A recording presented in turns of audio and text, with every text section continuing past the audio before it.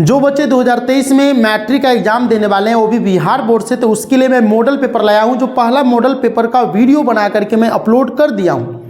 ये जो बना रहा हूं वो दूसरा मॉडल पेपर है। इसमें जो भी ऑब्जेक्टिव क्वेश्चन लिए गए लगभग 80 के आसपास में ऑब्जेक्टिव क्वेश्चन है जो एग्जाम में आने वाले। कई बार तो इसमें से कई सारे क्वेश्चन एग्जाम में पूछे गए हुए हैं, जैसा कि आपको स्क्रीन बगल में भी दिख रहा होगा। तो सबसे पहले यहाँ पर हम क्वेश्चन देखते हैं कि किसी उत्तल लेंस की फोकस दूरी हमेशा होती है। कोई भी उत्तल लेंस होती है, उत्तल लेंस की फोकस दूरी कैसी होती है? पॉजिटिव, निगेटिव, पॉजिटिव और निगेटिव दोनों है इसमें, और इनमें से कोई नहीं। 4 ऑप्शन आपके सामने हैं, जो भी ऑप्शन आपको सही लगे और उसका आंसर अगर आप जानते हैं ना तो नीचे कमेंट करते जाइएगा, क्योंकि कमेंट करिएगा तो आपको याद रहेगा कि हमने इस क्वेश्चन का आंसर ये दिया था। तो चलिए 4 ऑप्शन है, इसका आंसर हम आपको दिखाते हैं। इसका आंसर आपको क्या होगा सो बता देंगे, घबराइए नहीं, क्योंकि आंसर सभी का हम आपको बताने वाले हैं और साथ ही साथ जो भी चीज़ें होंगी, ठीक है, वो सभी आपको बताए जाएंगे, घबराइए नहीं। तो इसका आंसर क्या होगा? पॉजिटिव। किसी उत्तल लेंस की फोकस दूरी हमेशा पॉजिटिव होती है। क्या होती है? हमेशा वो पॉजिटिव होती है उत्तल लेंस की। इसका मतलब है कि अवतल लेंस का निगेटिव होगा। उत्तल का पॉजिटिव हो रहा है, इसका मतलब है कि अवतल लेंस का निगेटिव होगा। क्लियर? ऐसे याद रखिए, जब तक उसको टिक पर नहीं याद रखिएगा, जब तक हम आपको पढ़ा रहे हैं इसका 60 से 80% आपको अगर इस वीडियो को देखते देखते अगर आपको याद नहीं हो रही है तो फिर प्रॉब्लम है। थोड़ा सा आवाज़ इसका हम कम कर दे। चलिए देख लेते हैं, हो गया। अब अगला है कि किसी शब्दकोश में पाए गए छोटे अक्षरों की पढ़ते समय आप निम्न में से कौन सा लेंस पसंद करेंगे? देखिए 50 सेंटीमीटर फोकस दूरी का उत्तल लेंस, 50 सेंटीमीटर फोकस दूरी का अवतल लेंस, या 50 सेंटीमीटर फोकस दूरी का एक उत्तल लेंस, या 5 सेंटीमीटर फोकस दूरी का एक अवतल लेंस। तो देखिए इसमें 50 सेंटीमीटर फोकस दूरी का एक उत्तल लेंस है, एक उत्तल यहाँ पर दिया है, में 5 यहाँ पर जो जीरो है ना वो जीरो यहाँ से साइड होगा, 5 सेंटीमीटर का बोला हुआ है। तो इसका आंसर देखते क्या होगा। आंसर आपके सामने है, आंसर में कोई प्रॉब्लम नहीं है। आंसर होगा सी, 5 सेंटीमीटर फोकस दूरी का उत्तल लेंस होगा। ठीक है, ये पिछले हम अपलोड किए थे वीडियो ना, उसमें भी इसको बताए थे। अगला है मोटर गाड़ी के चालक के सामने सामान्यतः लगा रहता है। मोटर गाड़ी आप जानते हैं, मोटर गाड़ी के चालक के सामने जो लगा रहता है वो कौन सा दर्पण होता है? समतल, उत्तल, अवतल, उत्तल लेंस।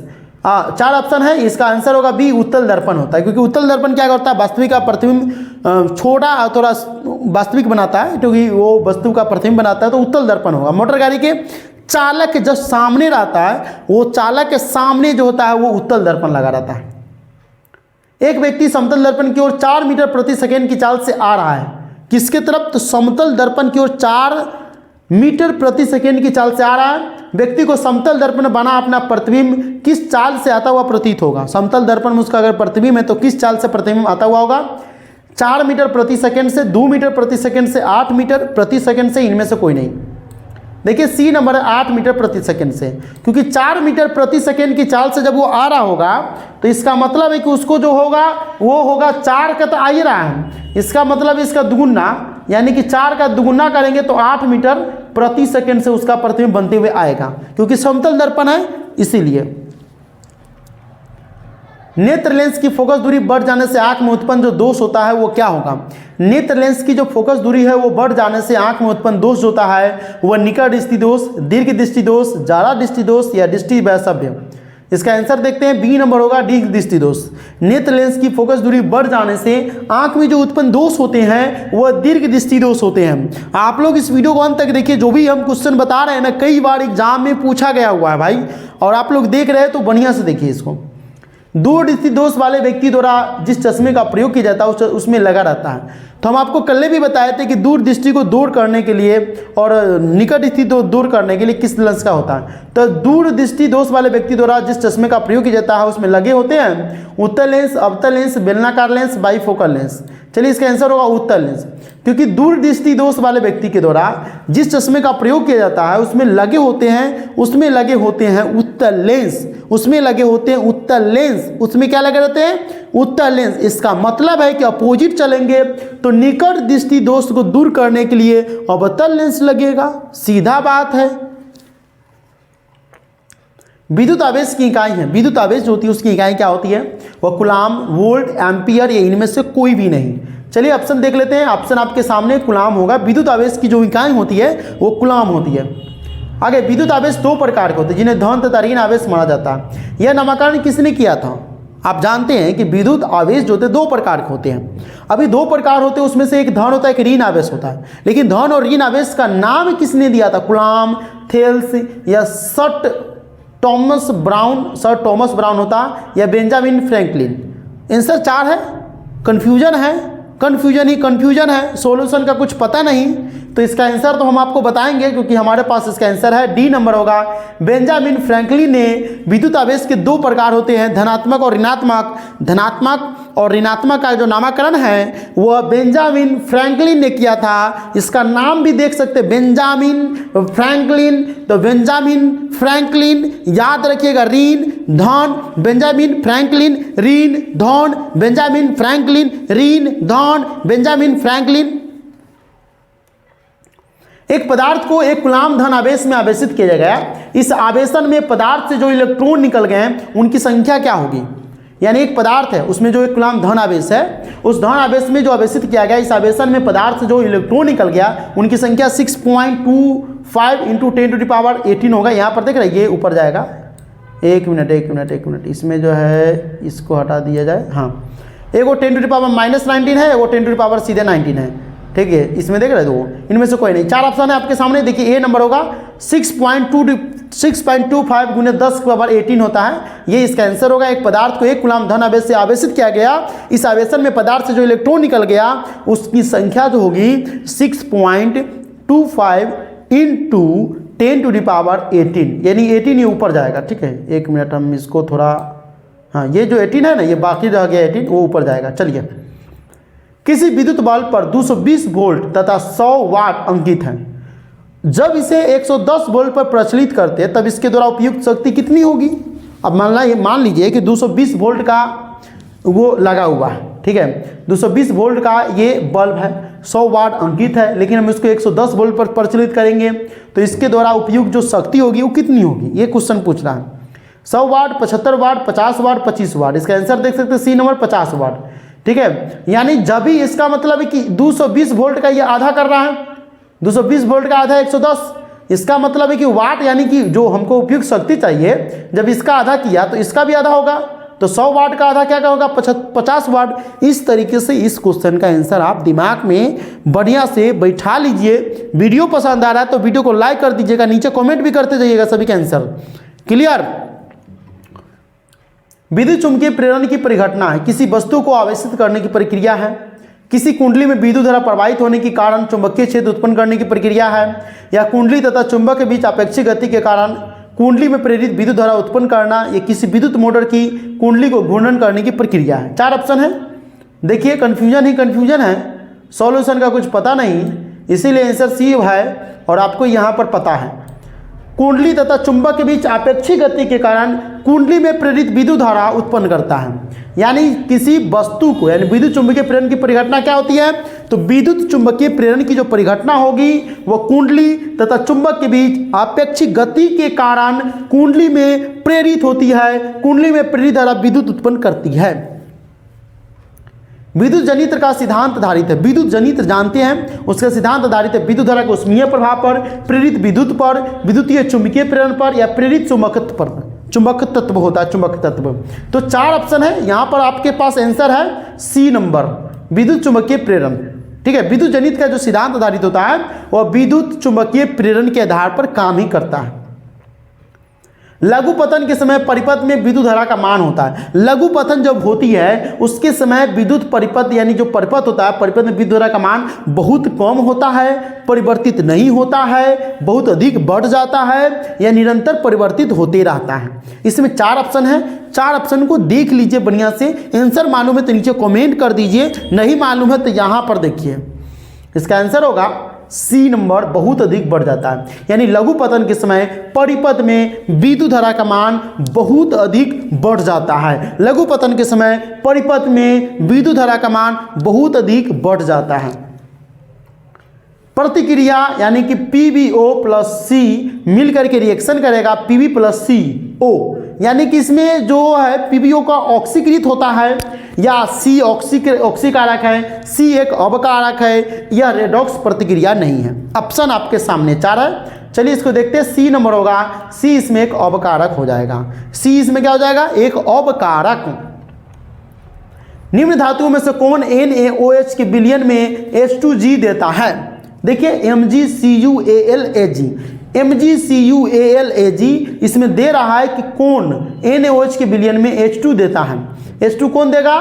तो देख लीजिए यहाँ पर C होगा Al, Al जो है आपको वो H2 प्रदान करता है। NaOH के विलयन में H2 जो देता है ग्राम में, वो कौन देता है? वो Al देता है। कौन देता है? Al, aluminium.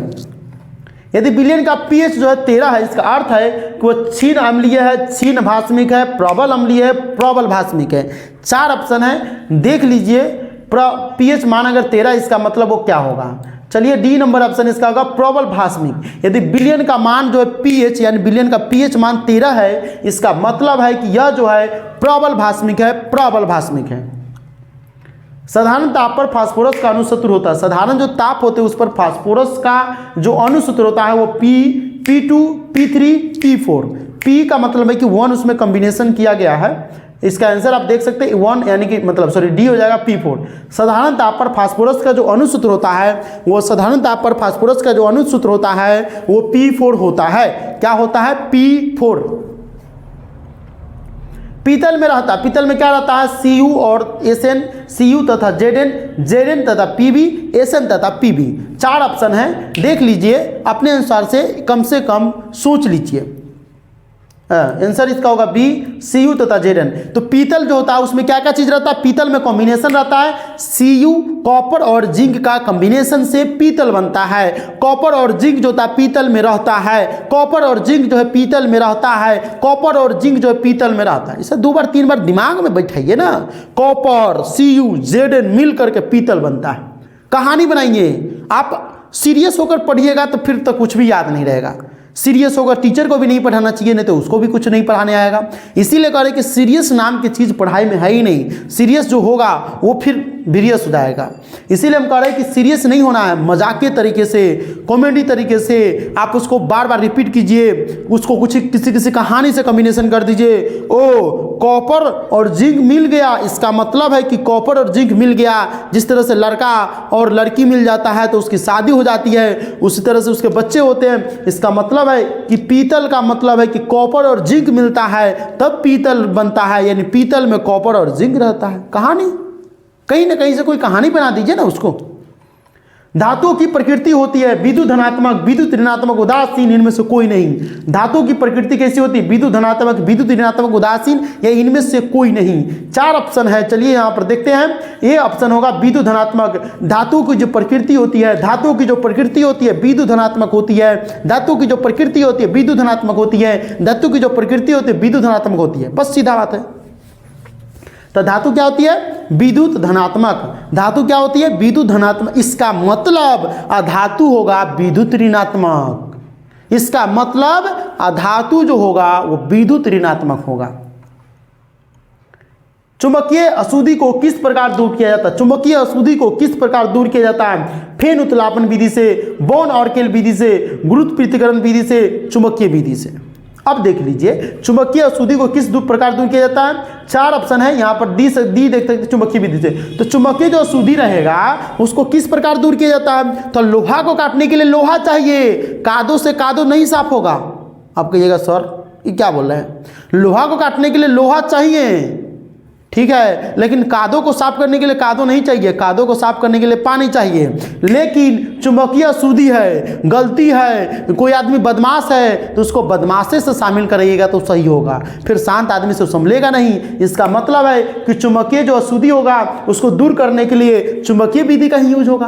बदमाश है, बदमाश को बदमाशी शांत करने के लिए बदमाश तरीके से यूज करना पड़ेगा। उसको शांत तरीके से यूज करेंगे हो भी नहीं करेगा, क्योंकि वो शांत तरीका तो बहुत अपना लिया ना, और शांत आदमी को पाला करता है। तो यहाँ पर ये देखना है कि चुंबकीय अशुद्धि को दूर करने के लिए चुंबकीय विधि का प्रयोग किया जाता है, ठीक है। कार्बनिक यौगिक का आवश्यक तत्व है, कार्बनिक यौगिक जो होता है उसका आवश्यक तत्व क्या होगा? CSPH, CSPH। 4 ऑप्शन है यहाँ पर। ए नंबर होगा C, कार्बनिक यौगिक का आवश्यक तत्व होगा C, कार्बनिक यौगिक का आवश्यक तत्व होगा C। ऐसे याद करते चलिए। अक्रिय तत्व कौन है? कार्बन, हीलियम, सोना, हाइड्रोजन। अक्रिय तत्व कौन है? कार्बन, हीलियम, सोना, हाइड्रोजन। 4 ऑप्शन है, देख लीजिए। बी होगा अक्रिय तत्व हीलियम, नियोन, आर्गन, क्रिप्टन, जीनन, रेंडन, ये सब अक्रिय गैस है। हीलियम, नियोन, आर्गन, क्रिप्टन, जीनन, रेंडन, ये सब अक्रिय गैस है। हीलियम, नियोन, आर्गन, क्रिप्टन, जीनन, रेंडन, ये सब अक्रिय गैस है। अक्रिय गैस जो होता है यहाँ पर आप देख सकते हैं, एल्किन श्रेणी के यौगिकों का समान सूत्र होता है। एल्किन श्रेणी के यौगिकों का समान सूत्र क्या होता है? एल्किन श्रेणी के देखिए CnH2n आपको बगल में दिख रहा होगा, CnH2n +2, CnH2n -2, CnH2n +1। 4 ऑप्शन है।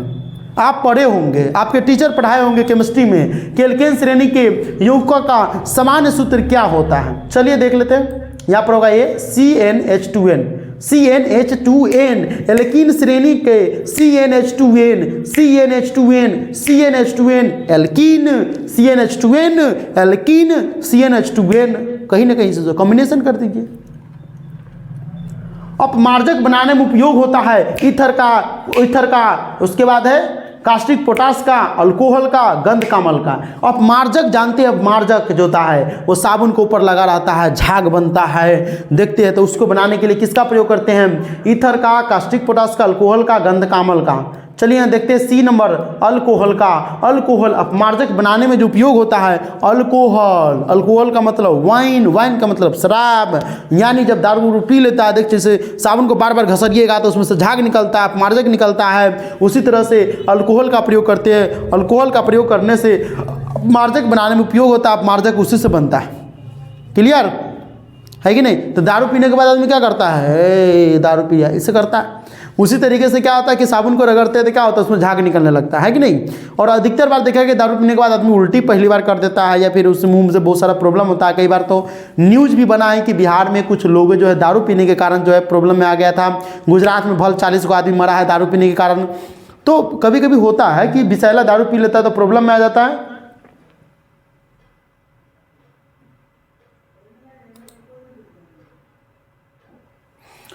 अब यहाँ पर आप देख सकते हैं, 1 मिनट थोड़ा सा आपको समय लेना चाहूँगा क्योंकि अभी हम इसको हटा दे रहे हैं, हटाते हैं। चलिए हो गया।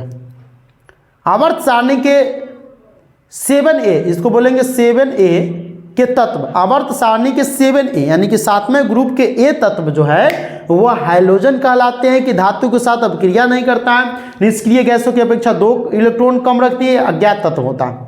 चलिए 4 ऑप्शन है, आप विचार करिए कि 4 में से कौन होगा।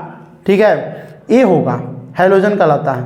आवर्त सारणी के 7वें ए के तत्व जो होता है वो हैलोजन कहलाता है। हैलो मतलब सुनो, जन मतलब जन मतलब 7K में 7K वाले तत्व को हैलोजन बोलते हैं। बस। आवर्त सारणी में बाएं से दाएं जाने पर प्रकृतियों के बारे में कौन सा कथन असत्य है? आवर्त सारणी में बाएं से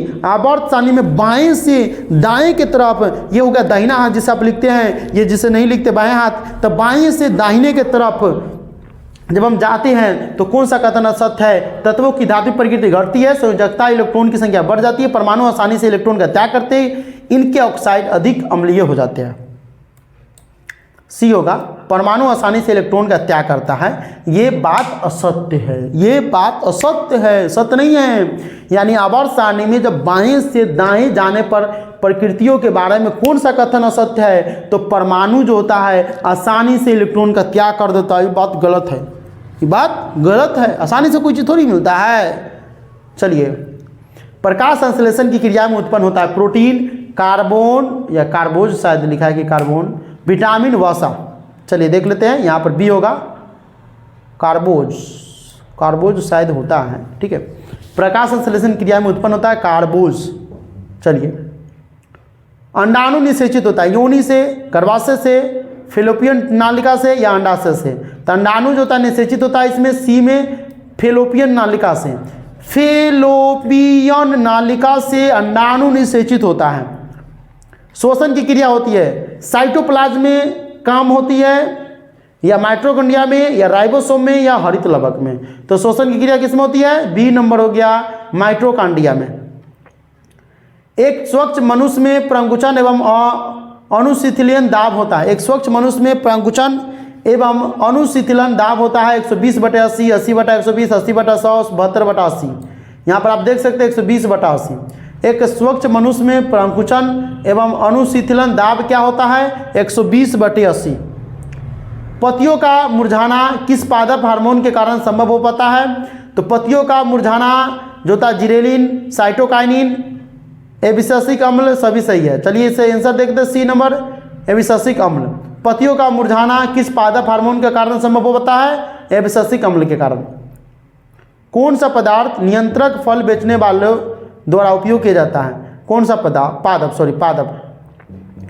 एबिससिक अम्ल, जिब्रेलिन, इथाइलिन, ऑक्सन। चलिए इसका आंसर देख लेते हैं। इसका आंसर हो जाएगा सी, इथाइलिन। क्या हो जाएगा भाई? इथाइलिन। क्योंकि कौन सा पादप नियंत्रक फल बेचने वाले के द्वारा उपयोग किया जाता है? तो इथाइलिन। फल बेचने वाला इथाइलिन। बस कार्बनिक यौगिक में कार्बन की संयोजकता होती है 2, 4, 6, 8। यहाँ पर होगा बी नंबर 4। कार्बन यौगिक में कार्बन की संयोजकता 4 होती है। एड्स रोग का प्रमुख कारण है असुरक्षित यौन संपर्क, खून की कमी, विटामिन की कमी, पोषण की कमी।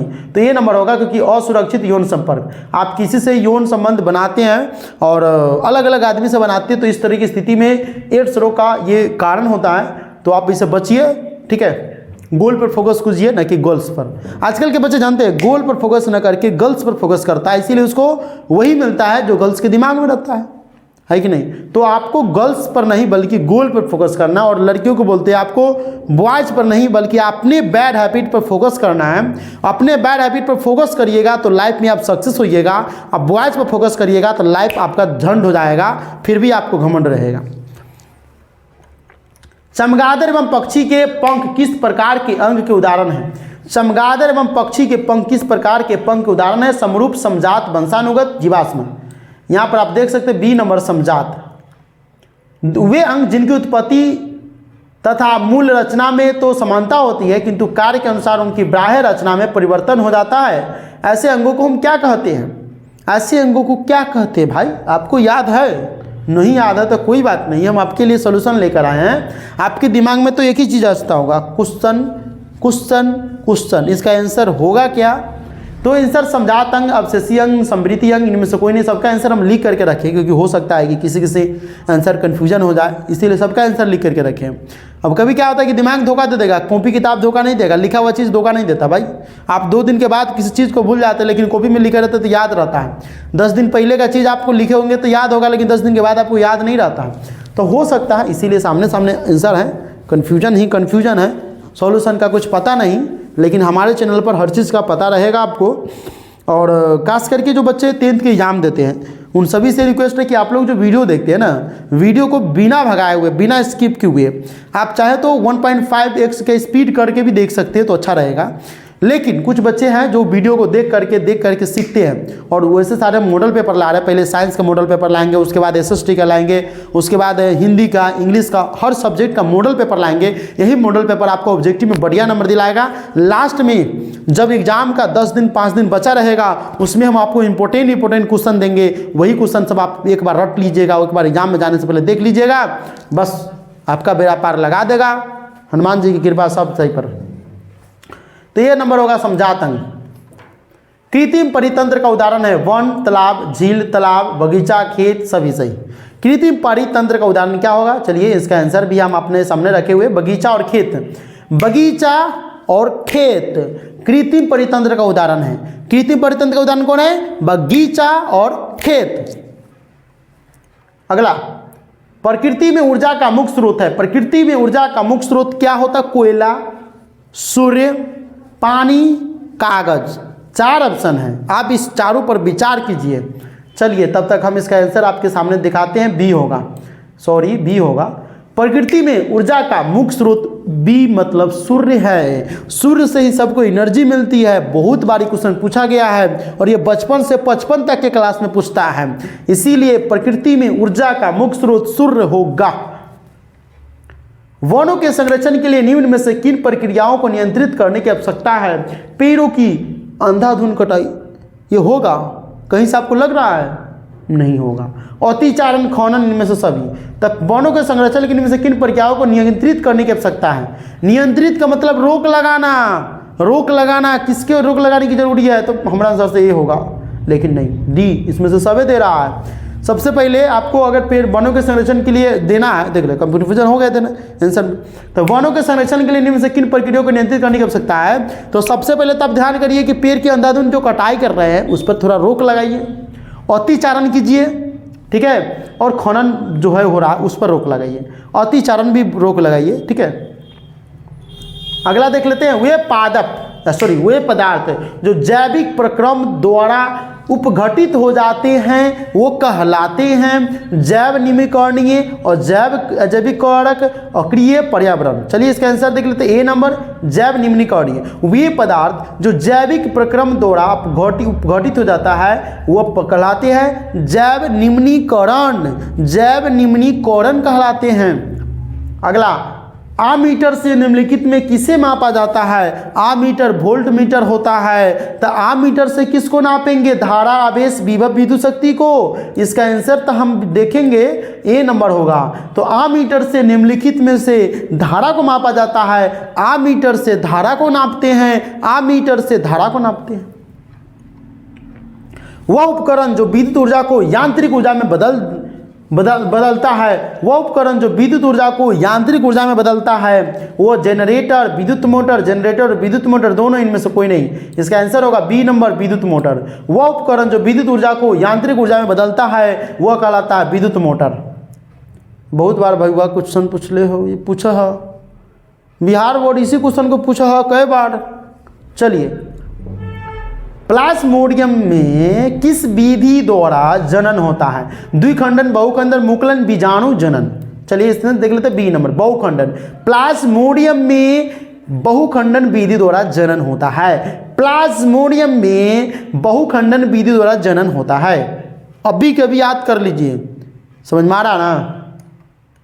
निकट दृष्टि दोष को निम्नलिखित में से किस लेंस द्वारा हटाया जाता है? निकट दृष्टि दोष को निम्नलिखित में से किस लेंस के द्वारा हटाया जाता है? उत्तल, अवतल, बाइफोकल, बेलनाकार। इसका आंसर दे सकते हैं बी नंबर अवतल। निकट दृष्टि दोष के निम्नलिखित में से किस लेंस के द्वारा हटाया जाता है? अवतल, अवतल, अवतल, अवतल, निकट दृष्टि अवतल, निकट दृष्टि अवतल, निकट दृष्टि अवतल। नहीं याद रखिए। पौधे में जनन अंग कहाँ पाए जाते हैं? तना में, जड़ में, पुष्प में, फल में। पौधे में जनन अंग कहाँ पाया जाता है? तना में, जड़ में, पुष्प में, फल में। चलिए इसका आंसर देख लेते हैं, सी नंबर पुष्प में। पौधे में जनन अंग पुष्प में पाया जाता है, पौधे में जनन अंग पुष्प में पाया जाता है, पौधे में जनन अंग पुष्प में पाया जाता है। बस। मेंडल ने अपने अनुवांशिक प्रयोग होती किस पौधे का उपयोग किया था? मेंडल ने अपने अनुवांशिकी प्रयोग होतु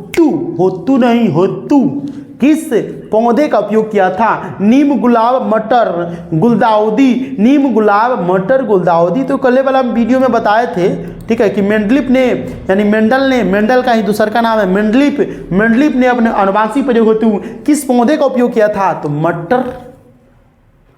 पारिस्थितिकी तंत्र में ऊर्जा का प्रभाव किस दिशा में होता है?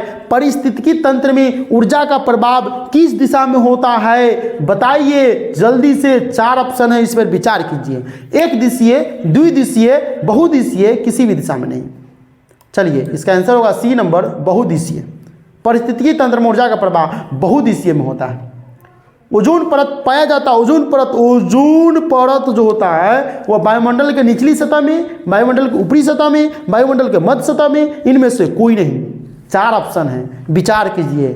चलिए अचार मत खाइए, विचार कीजिए। वायुमंडल के ऊपरी सतह में ओजोन परत पाया जाता है। ओजोन परत वायुमंडल के जो ऊपर का वाला सतह रहता है उसी में ओजोन परत पाया जाता है, उसी में ओजोन परत पाया जाता है। वायुमंडल के ऊपर का सतह में ओजोन परत पाया जाता है, वायुमंडल के ऊपर का सतह में ओजोन परत पाया जाता है। अभी कभी याद करते चलिए, क्योंकि फटाफट जितना आप याद करिएगा उतना सही रहेगा ना। इसीलिए जितना ज़्यादा हो ना, कल करो से आज करो, आज करो से अब, पल में प्रलय होगी बहुरी बनोगे कब। कबीर का ये बहुत ही फेमस दोहा था, ठीक है। बहुत गर्म है।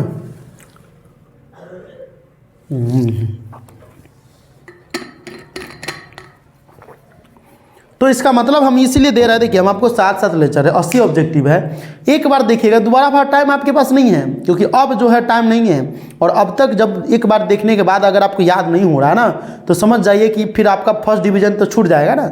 इसीलिए ध्यान से देखिए और हम आपको मज़ाक़ी तरीके से हंसी वाले तरीके से याद करवा रहे हैं, क्योंकि बिहार बोर्ड है ना, बिहार में बहार है, नीतीश की सरकार है, दारू उधर उधर पकड़ा है, नया साल आ रहा है, दारू मिलवे करेगा, देखिएगा, जीटो के शराबबंदी है। ओजोन परत पाया जाता है वायुमंडल के निचली सतह में, वायुमंडल की ऊपरी सतह में, तो ऊपरी सतह में, ठीक है। दाढ़ी बनाने में कौन सा दर्पण उपयुक्त होता है? दाढ़ी जो देखते हैं, ये दाढ़ी बड़का बड़का हो गया, ओ वायुमंगल है, नहीं बनाना, बिहान बनाएंगे। दाढ़ी बनाने में कौन सा दर्पण उपयुक्त होता है? समतल, उत्तल, अवतल, इनमें से कोई नहीं। चलिए देख लेते हैं, आपके सामने है, सी नंबर होगा अवतल। तो दाढ़ी बनाने में, सर्च लाइट में, नाक कान गला इत्यादि देखने में, इस सब में अवतल दर्पण का प्रयोग किया जाता है। आप ध्यान कर लीजिए, दाढ़ी बनाने में सर्च लाइट का प्रयोग करने के, रोगियों के नाक कान गला मुंह इत्यादि को देखने के लिए अवतल दर्पण का प्रयोग किया जाता है। अवतल दर्पण का प्रयोग निकट दृष्टि दोष को दूर करने के लिए अवतल दर्पण का प्रयोग, दीर्घ दृष्टि दोष को दूर करने के लिए उत्तल का होता है। समझ में आया? इतना सारा याद कर लीजिए।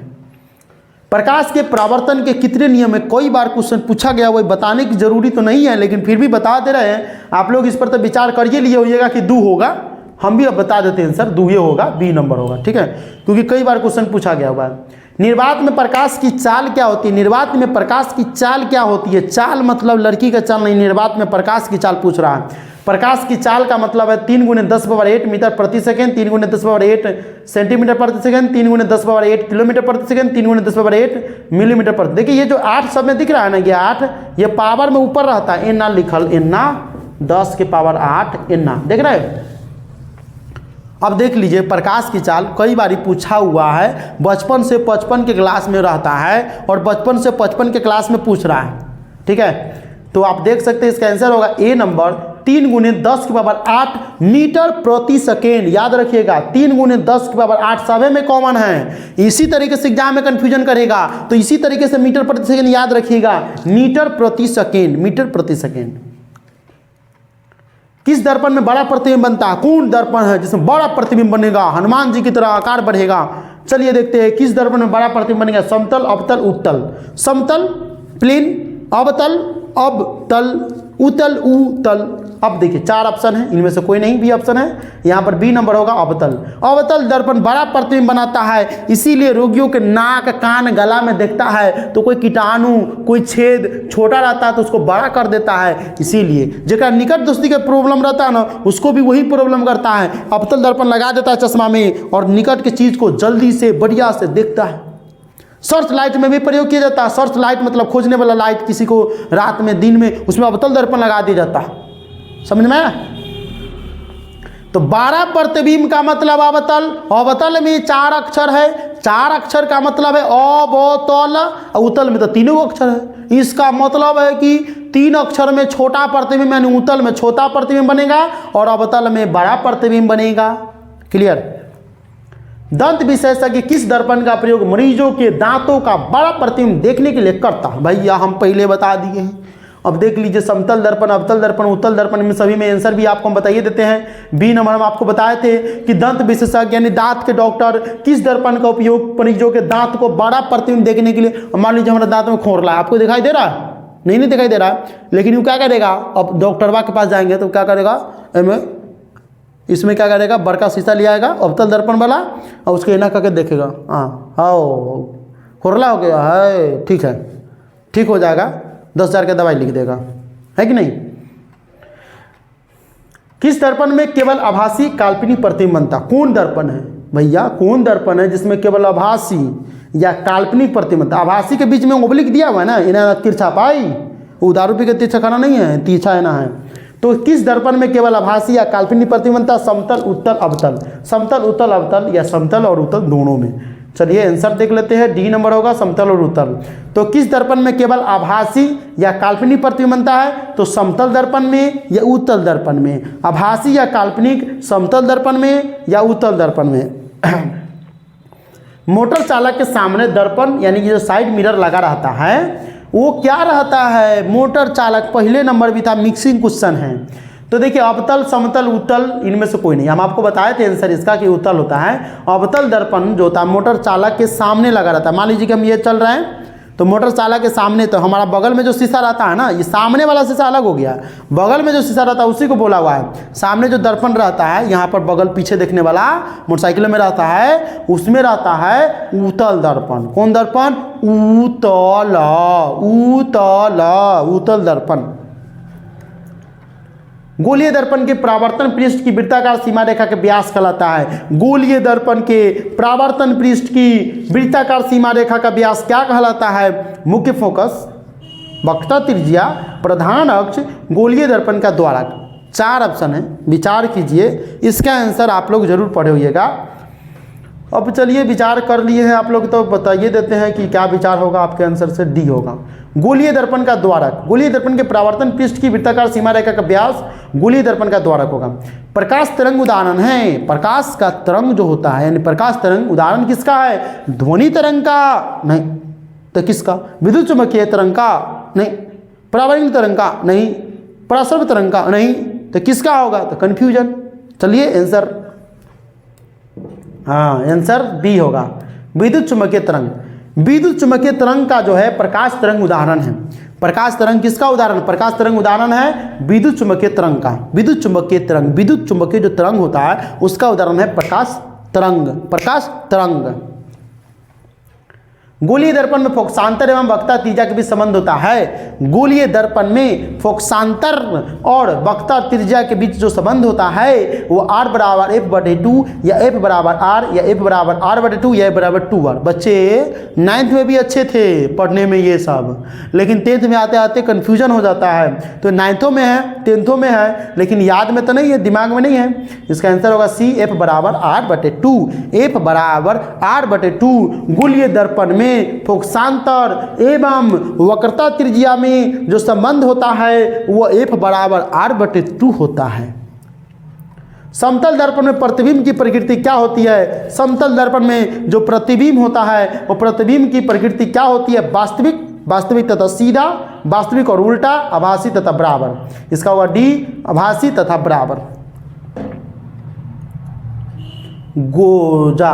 सोलर कुकर में किस दर्पण का व्यवहार किया जाता है? सोलर कुकर में उत्तल, अवतल, समतल, उत्तल, अवतल, समतल, उत्तल और अवतल। डी में कह रहा है।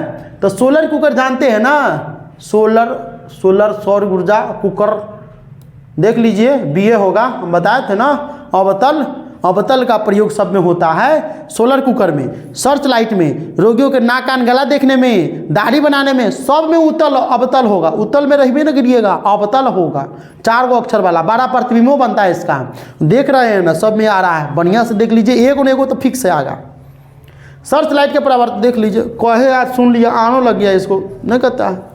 सर्च लाइट के परावर्तन से उत्तल, अवतल, समतल, परावैलिक, बी नंबर अवतल। ठीक है, सर्च लाइट का परावर्तक सतह अवतल होता है। यदि किसी बिंब का प्रतिबिंब का आवर्धन ऋणात्मक हो तो उस प्रतिबिंब की प्रकृति क्या होगी?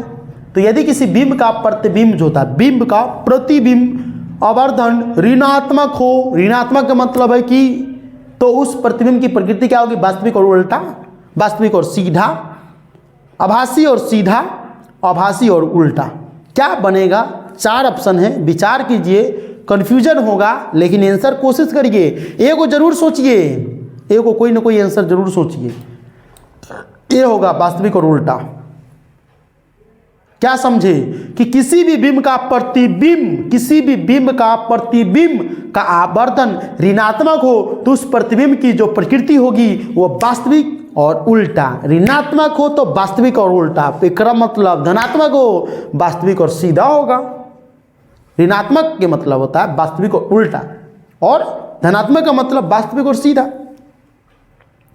किसी दर्पण के सामने आप चाहे जितनी दूरी पर खड़े हो, आपका प्रतिबिंब सीधा ही बनता है। संभवतः दर्पण क्या होगा? आप किसी भी, मान लीजिए किसी दर्पण के सामने आप चाहे जितनी दूरी पर खड़े हो, आपका प्रतिबिंब सीधा ही बनता है। इसका मतलब है कि दर्पण क्या होगा? तो देखिए, आप सैलून में जाते हैं तो लेकिन आपके सामने वाला ठीक रहता है, लेकिन एगो शीशा रहता टकराता है, पीछे का सीन पीछे बनता है, आगे का सीन आगे बनता है। इसका मतलब है कि क्या बनेगा? केवल समतल, केवल अवतल, केवल उत्तल, समतल या उत्तल। चलिए इसका आंसर देख लीजिए, डी नंबर होगा, समतल या उत्तल होगा। तो ज़्यादातर करके समतल शीशा लगाया जाता है। समतल शीशा क्या करता है, वो आपका प्लेन फिगर को, यानी कि आपका जो पिक्चर होता है वो कितना भी आप दूर चले जाइए सीधा बनाएगा। उत्तल दर्पण का भी अंदर ये काम होता है, इसीलिए मोटर गाड़ी जब रहता है तो मोटर गाड़ी के बगल में जो शीशा रहता है वो उत्तल दर्पण लगा देता है। उत्तल दर्पण लगा देता है ताकि उसका पीछे का शीशा, पीछे का जो सीन हो वो उल्टा दिखे लेकिन फिर भी सीधा दिखाई दे, और सामने वाले आदमी को सीधा दिखाई देता है। लगता है कि बिल्कुल सही है।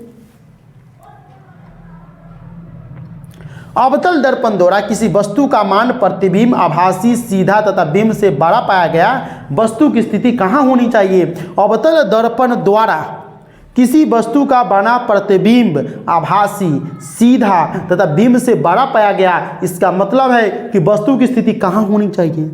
देखिए, मुख्य फोकस और वक्रता केंद्र के बीच, वक्रता केंद्र पर, वक्रता केंद्र से परे, दर्पण के ध्रुव और मुख्य फोकस के बीच में। 4 ऑप्शन है। नहीं, इस बार विचार नहीं करना, इस बार तो आपको कन्फ्यूजन होबे करेगा, लेकिन न्यूमेरिकल बनाइए होइएगा तो कन्फ्यूजन नहीं होगा। D number. तो जब देखिए, अवतल दर्पण द्वारा किसी वस्तु का बना प्रतिबिंब आभासी है, सीधा तथा बिंब से बड़ा पाया गया है, इसका मतलब है कि वस्तु की जो स्थिति है वह दर्पण के ध्रुव और मुख्य फोकस के बीच है। इसका मतलब है वस्तु की जो स्थिति है दर्पण के ध्रुव और मुख्य फोकस के बीच में बना हुआ है। यदि किसी बिंब का प्रतिबिंब का आवर्धन धनात्मक हो तो उस प्रतिबिंब की प्रकृति क्या होगी। यदि किसी बिंब का प्रतिबिंब का आवर्धन धनात्मक हो तो उस प्रतिबिंब की प्रकृति क्या होगी। इसका मतलब है कि प्रकृति वास्तविक और उल्टा, वास्तविक और सीधा, काल्पनिक और उल्टा, काल्पनिक और सीधा। चलिए डी नंबर होगा, काल्पनिक और सीधा। यदि किसी बिंब का प्रतिबिंब का आवर्धन धनात्मक हो तो काल्पनिक और सीधा बनेगा। हम पहले बता दिए थे, ऊपर में करने की जरूरी नहीं है, लेकिन एक बार रिपीट करने की आपको जरूरी है। किसी वस्तु का आवर्धित काल्पनिक प्रतिबिंब बनता है, किसी भी वस्तु का आवर्धित काल्पनिक प्रतिबिंब बनता है अवतल दर्पण से, समतल दर्पण से, उत्तल दर्पण से या सभी दर्पण से। देख लीजिए, तो हम देख लेते हैं ए नंबर ऑप्शन। किसी वस्तु का आवर्धित या काल्पनिक प्रतिबिंब बनता है, तो आवर्धित या काल्पनिक प्रतिबिंब तो अवतल दर्पण से ही बनेगा। यानी साइंस में ज़्यादातर यूज जो है अवतल दर्पण का होता है, ये ना ध्यान कर लीजिए। निम्नलिखित में से कौन उत्तल दर्पण की फोकस दूरी है जिसकी वक्रता त्रिज्या 32 सेंटीमीटर है। देख रहे हैं बगल में आपको दिख रहा होगा। तो निम्नलिखित में से कौन उत्तल दर्पण की फोकस दूरी है जिसकी वक्रता त्रिज्या 32 सेंटीमीटर है। तो उत्तल दर्पण की फोकस दूरी कितनी होगी, 8 -8 + 16 -16। अब भैया सी नंबर आंसर भैया, क्योंकि r बराबर 2f होता है और वक्रता त्रिज्या 32 है। इसका मतलब उत्तल दर्पण की फोकस दूरी क्या होगा, 16, तब है ना, r बराबर 2f, यानी वक्रता त्रिज्या है। त्रिज्या को r से सूचित करते हैं, r बराबर 2f होता है। 2 × 16 करेंगे 32 हुआ, इसी का मतलब 16 हुआ, +16। परावर्तन के नियम से निर्धारित होता है आपतन कोण बराबर परावर्तन कोण, परावर्तन कोण बराबर वर्तमान कोण, आपतन कोण बराबर विचलन कोण, या इनमें से कोई नहीं। चलिए ए नंबर ऑप्शन होगा, आपतन कोण बराबर परावर्तन कोण। परावर्तन के नियम से निर्धारित क्या होता है कि आपतन कोण और परावर्तन कोण सदैव समान होते हैं, दोनों बराबर होता है। आपतन कोण बराबर परावर्तन कोण, sin a बराबर sin r होता है, और इसी के अनुसार से परावर्तन के 2 नियम होता है, वर्तन के भी 2 नियम होता है। याद रखिएगा बढ़िया से। अगला क्वेश्चन, समतल दर्पण द्वारा बना प्रतिबिंब होता है वास्तविक, काल्पनिक, ए और बी, इनमें से कोई नहीं। चलिए देख लेते हैं ऑप्शन, यानी बी नंबर। समतल दर्पण द्वारा बना प्रतिबिंब काल्पनिक, समतल दर्पण द्वारा बना प्रतिबिंब काल्पनिक। याद रखिएगा। संयुग्मी फोकस केवल संभव है, संयुग्मी फोकस केवल संभव है उत्तल दर्पण में, अवतल दर्पण में, समतल दर्पण में या साधारण कांच में। आंसर देख लीजिए, बी नंबर होगा, समतल दर्पण अवतल दर्पण में। संयुग्मी फोकस होता है केवल संभव किस में हो सकता है, तो अवतल दर्पण में। उत्तल दर्पण में प्रतिबिंब सदैव बनता है, उत्तल दर्पण में सदैव प्रतिबिंब क्या बनता है, वक्रता केंद्र फोकस के बीच, वक्रता केंद्र और अनंत के बीच, ध्रुव और फोकस के बीच, वक्रता केंद्र पर। तो सी नंबर होगा, ध्रुव और फोकस के बीच, 3 नंबर। उत्तल दर्पण में जो प्रतिबिंब सदैव बनता है वह ध्रुव और फोकस के बीच बनता है। उत्तल दर्पण में जो प्रतिबिंब बनता है, उत्तल दर्पण में जो प्रतिबिंब बनता है वह सदैव ध्रुव और फोकस के बीच में बनता है। अभी 8-9 आवड़ो है, लंबा बनेगा, लेकिन याद एक बार में कराएंगे। दूसरका बारी वीडियो देखने की जरूरी नहीं है, एक बार में देखिए। किसी दर्पण का मध्य बिंदु कहलाता है फोकस, ध्रुव, वक्रता केंद्र, इनमें से कोई नहीं। किसी दर्पण का मध्य बिंदु कहलाता है। मध्य बिंदु क्या कहलाएगा? फोकस कहलाएगा कि ध्रुव कहलाएगा कि वक्रता केंद्र? इनमें से कोई नहीं है, ऑप्शन है बी नंबर होगा। तो किसी दर्पण का जो मध्य बिंदु होता है, किसी दर्पण का जो मध्य बिंदु होता है, किसी दर्पण का जो मध्य बिंदु होता है ध्रुव कहलाता है। ध्रुव मतलब एक तारा भी है, नाम है, ठीक है। चलिए, समतल दर्पण में वक्रता त्रिज्या r बराबर क्या होता है? समतल दर्पण में वक्रता त्रिज्या r बराबर भैया हम बता दिए हुए हैं, ठीक है। r बराबर 2, r बराबर 0, r बराबर अनंत, इनमें से कोई नहीं। सी नंबर ऑप्शन होगा, r बराबर अनंत। समतल दर्पण में वक्रता त्रिज्या r जो होगी वो अनंत होगी, r बराबर अनंत होगा। r बराबर कुछ भी ले सकते हैं, वक्रता त्रिज्या जो माने तो ले, क्योंकि प्लेन फिगर मत। हजामत बनाने के लिए बगवाड़े ये पहले तुम बताओ इसका आंसर जल्दी से, ऑप्शन में नीचा कमेंट करो। हजामत बनाने के लिए, हजामत मतलब दाढ़ी, हजामत मतलब मार पीट के बराबर न करना है, न कहता है तुमको मार मार के हजामत बना देंगे, वो वाला हजामत नहीं, दाढ़ी बनाने के लिए करा है। उत्तल अवतल समतल बहुवाड़े, जल्दी जल्दी बताओ। वो अवतल दर्पण तो होगा। हजामत बनाने के लिए व्यवहार किया जाता है भैया। हजामत बनाना जो होता है ना, अब लोग सब मार मार के भी बना देता, किसी को मार पीट देता तो कोई कहता हजामत बना दिए, नहीं, अवतल दर्पण होता है। समतल दर्पण का रेखीय आवर्धन होता है, उसमें m बड़ा होता है कि m छोटा होता है कि m बराबर 1 होता है, m बराबर 0 होता है। तो समतल दर्पण का जो रेखीय आवर्धन होता है वो c होता है, m बराबर 1 होता है, m बराबर 1 होता है। अगला देख लिए, प्रतिबिंब की ऊंचाई और वस्तु की ऊंचाई के अनुपात को कहते हैं। प्रतिबिंब की जो ऊंचाई रहता है और वस्तु की जो ऊंचाई रहता है, दोनों को बटा में कर देते हैं और उसको क्या कहते हैं? फोकसांतर ध्रुव आवर्धन वक्रता त्रिज्या। इसका आंसर होगा सी, आवर्धन। आवर्धन का मतलब होता है, फॉर्मूला निकल कर आ गया, आवर्धन बराबर हुआ प्रतिबिंब की ऊंचाई बटे में वस्तु की ऊंचाई, प्रतिबिंब की ऊंचाई अब वस्तु की ऊंचाई, प्रतिबिंब की ऊंचाई, वस्तु की ऊंचाई, प्रतिबिंब की ऊंचाई बटे में वस्तु की ऊंचाई बराबर हो गया आवर्धन। ये इसको हम बोलते हैं। गाड़ियों के अग्रदीपों में किस दर्पण का उपयोग किया जाता है? गाड़ियों के अग्रदीपों में, अग्रदीपों मतलब गाड़ी है, मान लीजिए हमारा हो गया 4 चक्का, ठीक है। ये 4 चक्का के आगे जो गार्ड लगा रहता शीशा, हेडलाइट, उसमें कौन प्रयोग किया जाता है? उत्तल अवतल समतल, अवतल और समतल दर्पण बताओ, क्या कह रहे हो?